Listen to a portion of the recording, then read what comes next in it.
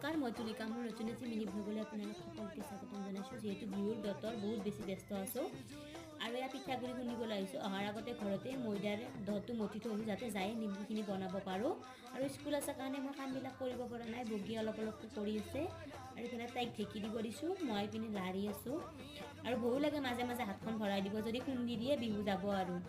আৰু এয়া ঘৰলৈ আহি মিঠাই বগাব লৈছোঁ মিঠাইবিলাক বহুত বেছি উতলি একদম ফেন উঠি আহে বহুত বেছি দিগদাৰ হয় পৰি যায় এই মিঠাই বগোৱা হোৱাৰ পিছত একেবাৰে নাৰিকলখিনিও ভাজি লৈছোঁ চৌকাতে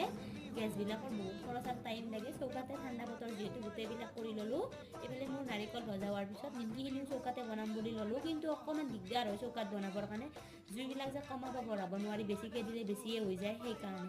আৰু গোটেইবিলাক হোৱাৰ পিছত ভাবিলোঁ তেল পিঠাৰ জাজোকাৰখিনিও কৰি থৈ দিওঁ আৰু ৰাতিয়ে এনেকৈ মঠি থ'লে পিঠাবিলাক ভাল হয় বনাবৰ কাৰণে আৰু মই আপোনালোকক ভিডিঅ'টো দিম আৰু তেল পিঠাৰ আৰু এয়া মই হাতেৰেই মঠি দিছোঁ